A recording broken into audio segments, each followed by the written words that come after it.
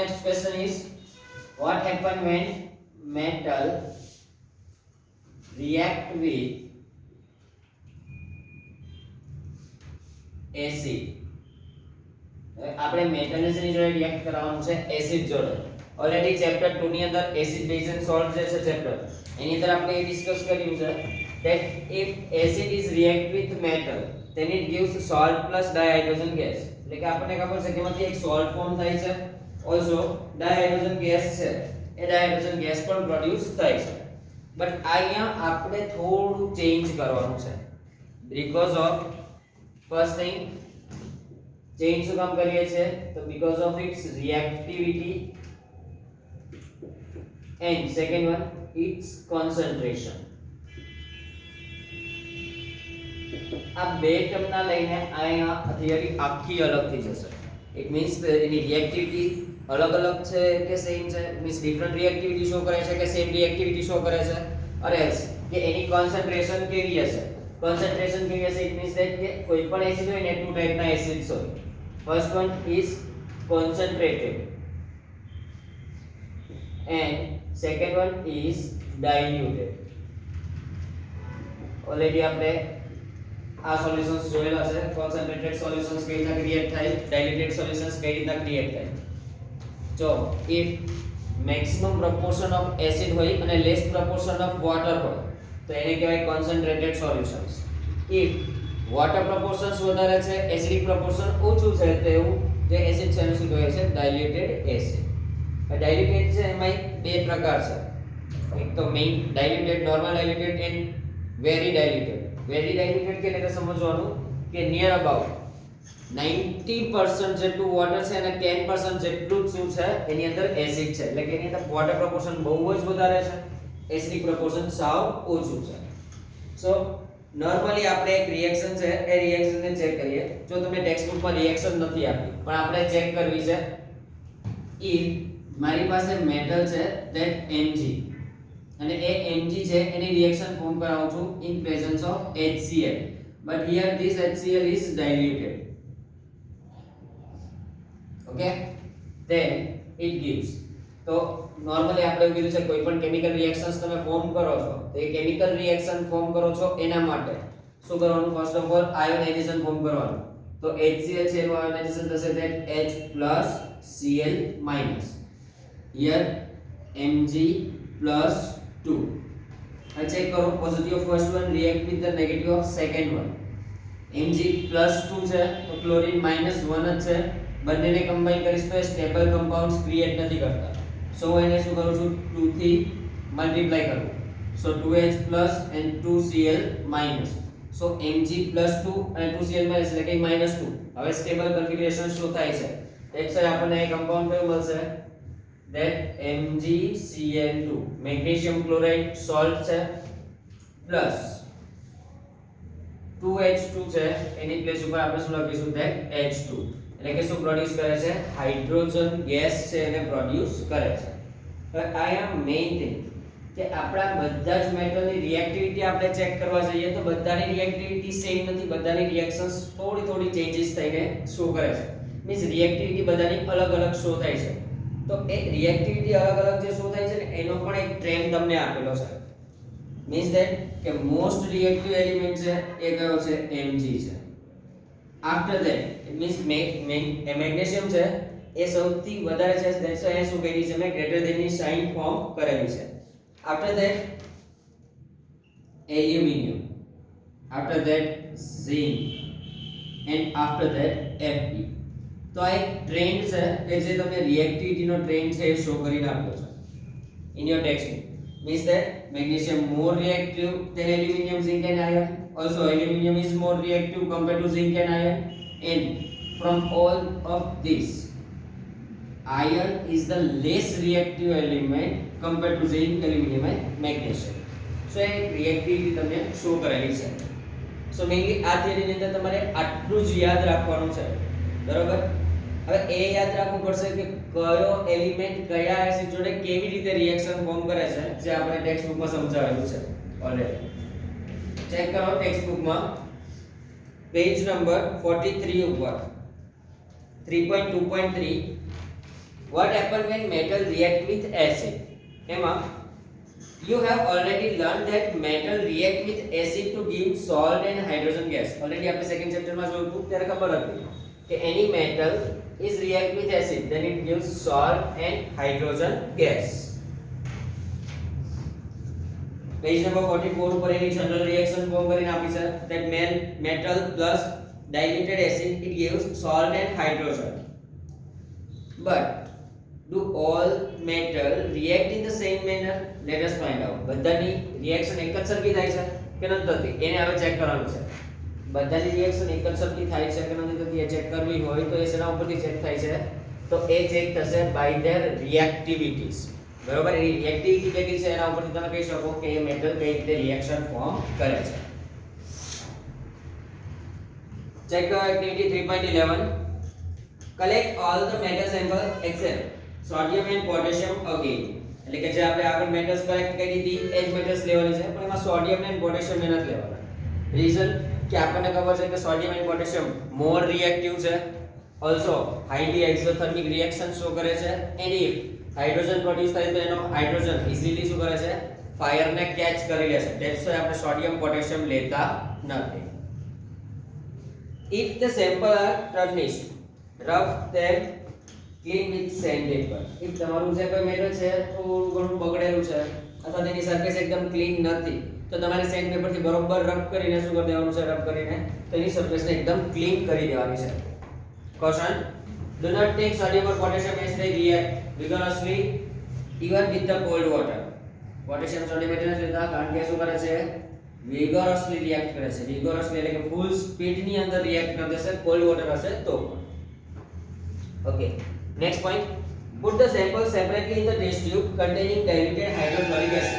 એટલે કે આપણી પાસે diluted hydrochloric acid HCl છે એની અંદર શું કરીએ છીએ તો બધી મેટલના થોડા કમ્પાઉન્ડ્સ છે એને અલગ અલગ ટેસ્ટ ટ્યુબ ની અંદર પુટ કરીએ છીએ કે જે બધાની અંદર already fixed amount of HCl આપણે ફિલ અપ કરીને રાખ્યું છે. Suspend thermometers in the test tube so that their bulbs are dipped in the acid.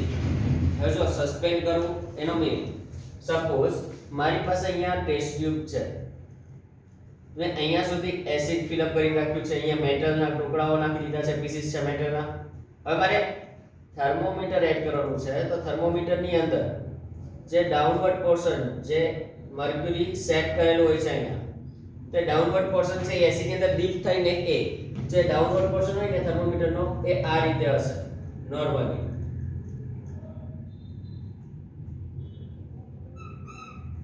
બરોબર તો આ જે ડાઉનવર્ડ પોર્શન છે એ ડાઉનવર્ડ પોર્શન ક્યાં ડીપ થવો જોઈએ તો એસિડમાં and that downward portion of the thermometer is known as bulb of the thermometer.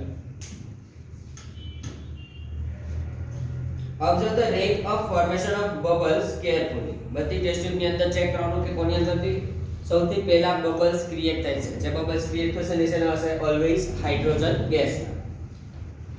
Which metal react vigorously with diluted hydrochloric acid? Vigorously full speed માં કોણ રિએક્શન ફોર્મ કરે છે એ check કરવાનું છે. Also with which metal did you record the highest temperature? કઈ મેટલમાં તમને temperature highest મળે છે? Arrange the metal in the decreasing order of the reactivity with diluted acid. પછી એને શું કરવાનું છે ડિક્રીઝિંગ ઓર્ડરમાં સેટ કરવાનું છે. Now write equation for reaction of magnesium, aluminum, zinc and iron with diluted hydrochloric acid. Already મેં મેગ્નેશિયમ ની લખી છે, એલ્યુમિનિયમ, ઝિંક એન્ડ Fe આ ત્રણની તમારે જાતે લખવાની છે. Hydrogen gas is not evolved when metal react with nitric acid. આ ટર્મ ખાસ યાદ રાખજો. બરોબર હવે જો આ ઓલરેડી આપણે ફર્સ્ટ ચેપ્ટર ની અંદર ડિસ્કશન કર્યું હતું તેની આપણી પાસે ટુ ટાઈપ ઓફ રિએક્શન છે. that first one is oxidation and second one is reduction. આ રિએક્શન થ્રુ આપણે એના એજન્ટ પણ જોયા હતા અને એજન્ટ હતો તે oxidising agent and reducing agent. હવે જો first of all oxidising agent છે તો એજન્ટ જે હશે ને એનાથી ઓપોઝિટ રિએક્શન શો કરાવે. પણ એજન્ટ એટલે એમાં ટુ ટાઈપની રિએક્શન થાય, એક સેલ્ફ અને એક other. Same to same reducing agent હોય તો એમાં તે બે પ્રકારની રિએક્શન થાય, એક સેલ્ફ પર અને બીજું અધર પર. હવે નોર્મલી વિચારો કે તમારી પાસે ઓક્સિડાઇઝિંગ એજન્ટ છે તો સેલ્ફ શું કરશે, તો જે એજન્ટ આપ્યો હોય એનાથી ઓપોઝિટ રિએક્શન સેલ્ફમાં ફોર્મ કરે, એટલે કે સેલ્ફ શું થાય છે, રિડ્યુસ થાય છે, અને અધર નું શું કરે છે, ઓક્સિડેશન કરે છે. ઇફ તમારી પાસે રિડ્યુસિંગ એજન્ટ છે તો એ રિડ્યુસિંગ એજન્ટ હશે તો એ સેલ્ફ શું કરે છે, તો એ સેલ્ફ ઓક્સિડાઇઝ થશે, પણ અધર નું શું કરશે, રિડક્શન ફોર્મ કરે છે. હવે આપણે અહીંયા વાત કરીએ છીએ તો એ એસિડ છે અને એસિડ કયો છે, ધેટ HNO3 એટલે કે nitric acid. Nitric acid is the strong oxidising agent. HNO3 is strong oxidising agent. હવે સ્ટ્રોંગ ઓક્સિડાઇઝિંગ એજન્ટ છે એટલે આપણે આ ટર્મ આવશે.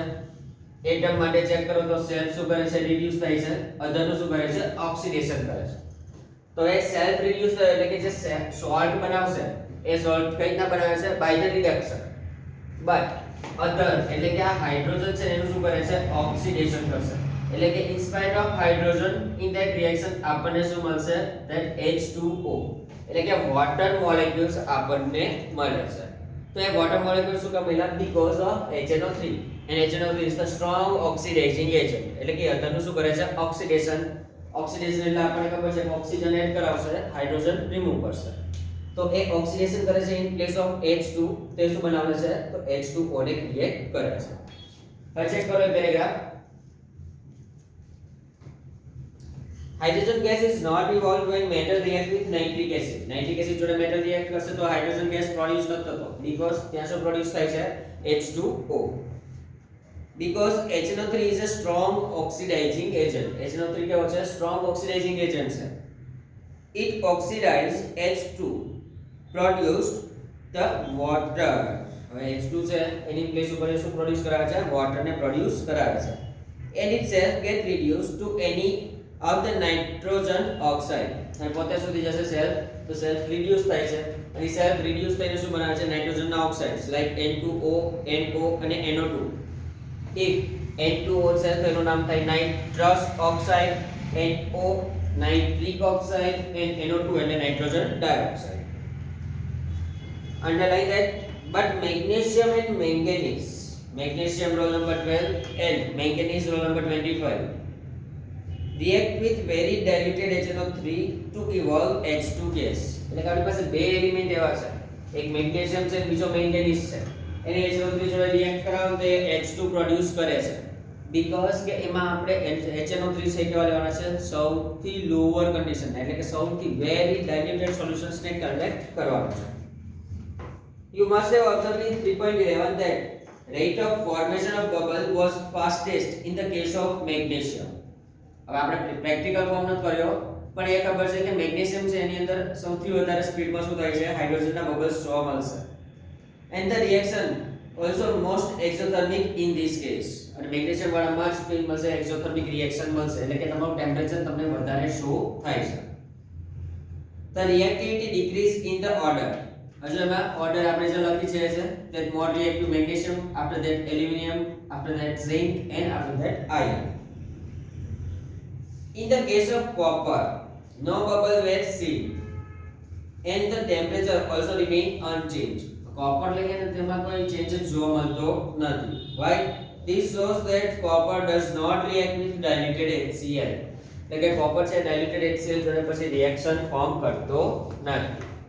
તો explanations are about the metal react with acid.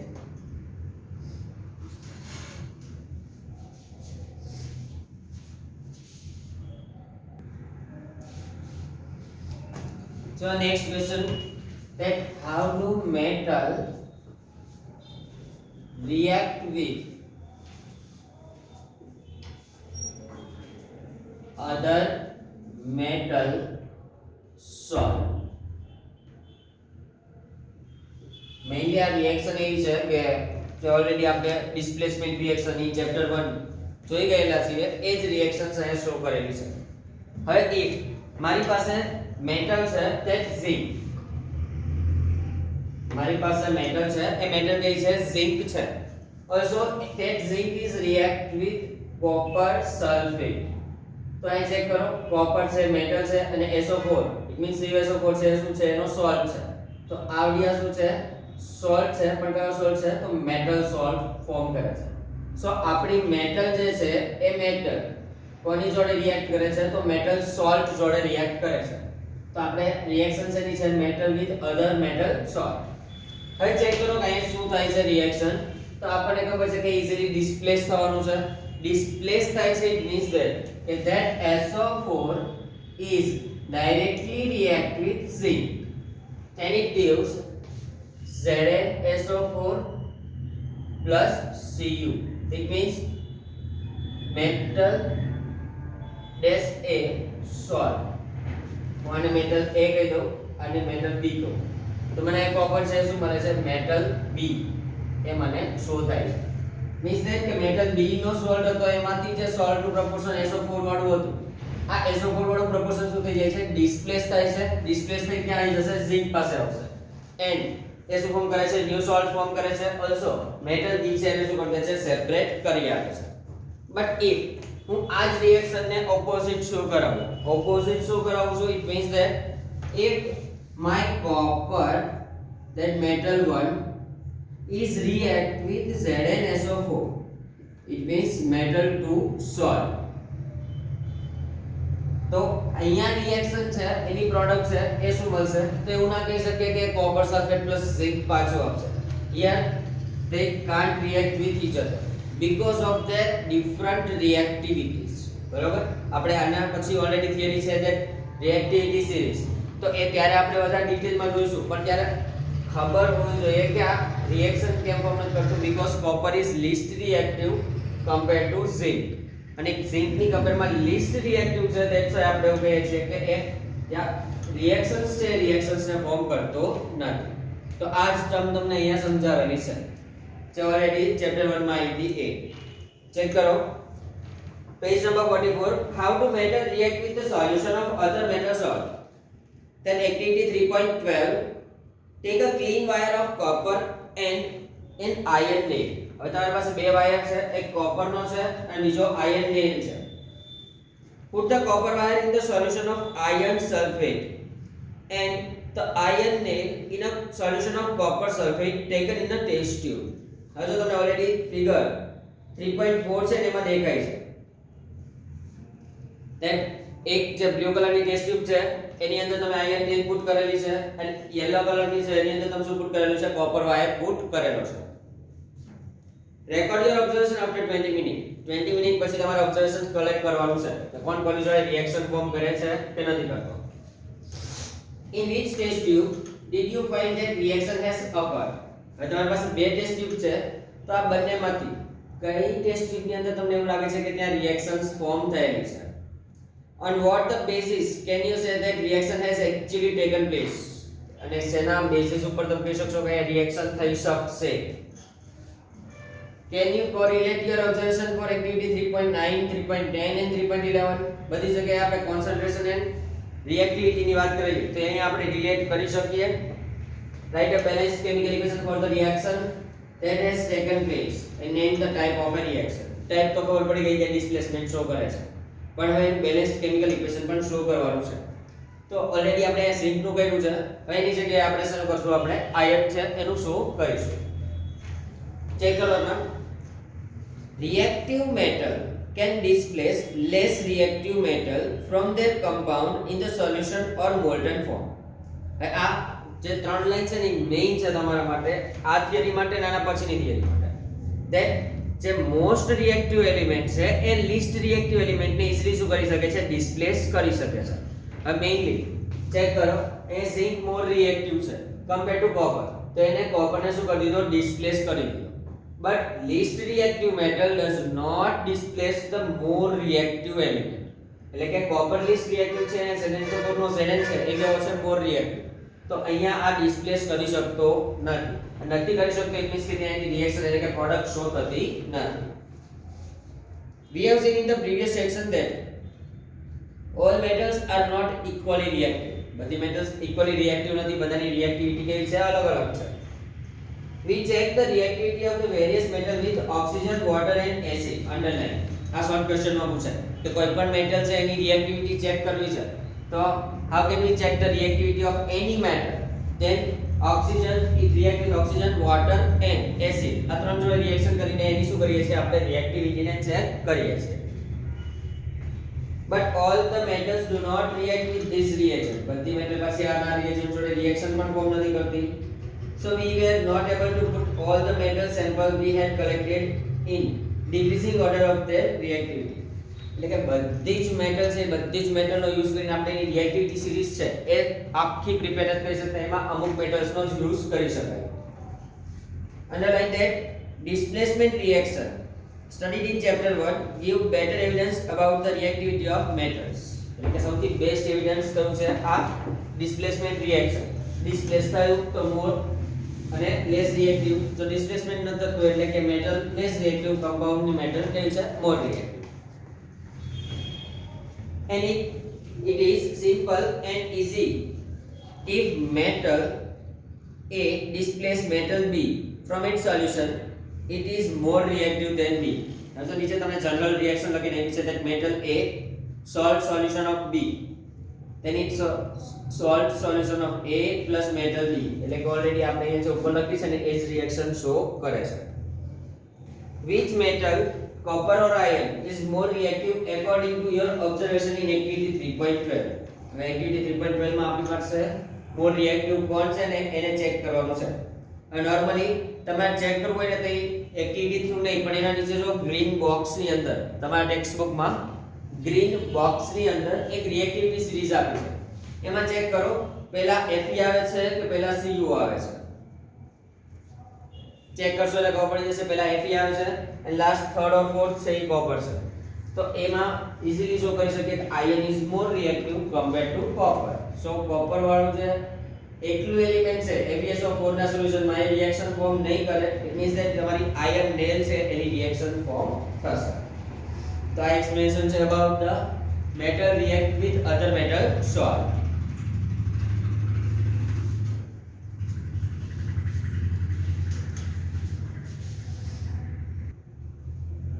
So our next question છે that the reactivity series. reactivity series ને યાદ રાખવાની ટ્રીક તો છે આપણી પાસે પણ એનું એક્સપ્લેનેશન જોઈ લઈએ પહેલા. that page number 45 પર 3.2.5 the reactivity series. The reactivity series is a list of metal arranged in order of their decreasing activities. It means that જે ટોપ પર છે પોટેશિયમ છે ટોપ પર તે ટોપ પર જે છે એ શું છે મોર રિએક્ટિવ છે and જે લાસ્ટ વન છે કે છે લીસ્ટ રિએક્ટિવ એલિમેન્ટ શો થાય છે. After performing the displacement experiment activities 1.9 and 3.12 the following series that table 3.2 known as the reactivity or activity series has been developed. એટલે કે આ એમનામાં આપણને ટેબલ નથી આપ્યું એ ટેબલ છે નામ બેસિસ ઉપર આપ્યું છે. તો ચેપ્ટર 1 માં આપણી પાસે જે ડિસ્પ્લેસમેન્ટ રિએક્શન હતી એ ડિસ્પ્લેસમેન્ટ રિએક્શન શો કરી છે and from that displacement reaction આપણે આખું ટેબલ એટલે કે રિએક્ટિવિટી છે એને શું કરીએ છીએ શો કરીએ છીએ. હવે જો રિએક્ટિવિટી સિરીઝને યાદ રાખવી હોય તો એની માટે આપણી પાસે જનરલ ઇક્વેશન કયું છે તો જનરલ ઇક્વેશન છે તે કોનિકાર માંગુ વાલા જોને આ પબજી માં કેમ આવું મેઇનલી જે કો છે એ કો ઉપરથી એનો sign k. It means that potassium after that ની ફોર ધ સોડિયમ કાર છે એમાંથી આ ર છે એનો કોઈ મીનિંગ નથી. કાર નો મીનિંગ છે શું છે કેલ્શિયમ છે. માંગે it means Mg it means magnesium. અલા ઇટ મીન્સ એલ્યુમિનિયમ. જોનેમાં ને નો કોઈ મીનિંગ નથી. જો ઇટ મીન્સ ધેટ ઝિંક. આ આયર્ન Fe. પબજી માંથી U અને G નો મીનિંગ નહીં લેવાનો. P અને B means Pb lead show કરે છે. After that O it means hydrogen. Hydrogen એક જ એલિમેન્ટ એવો છે જેને સ્ક્વેર બ્રેકેટ ની અંદર શો કર્યું છે. તે સ્ક્વેર બ્રેકેટ ની અંદર શો કર્યું છે એનો મીનિંગ કે બંનેની જેમ રિએક્શન ફોર્મ કરે છે like as metal like as non metal that છે એને સ્ક્વેર બ્રેકેટ કરેલું છે. After that K for copper, M for mercury, A it means Ag and O it means Au it means gold. તો આ રીતે આખી એક્ટિવિટી સિરીઝ છે. હવે જે ઉપર પોટેશિયમ છે ને એ કેવો છે તો એ મોસ્ટ રિએક્ટિવ એલિમેન્ટ છે.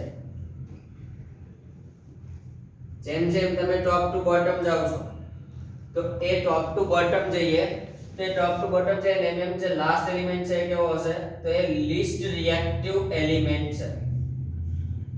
બરોબર. ઇટ મીન્સ ધેટ કે જે ગોલ્ડ છે એ લીસ્ટ રિએક્ટિવ છે અને જે પોટેશિયમ છે એ કેવો છે મોર રિએક્ટિવ એલિમેન્ટ શો થાય છે. સો આ તમને રિએક્ટિવિટી સિરીઝ આપેલી છે. ઓલરેડી આપણે એવું કહી શકીએ કે ટોપ ટુ બોટમ જઈએ એની રિએક્ટિવિટી ડિક્રીઝ થશે. સો આ એક્સપ્લેનેશન છે અબાઉટ ધ રિએક્ટિવિટી સિરીઝ.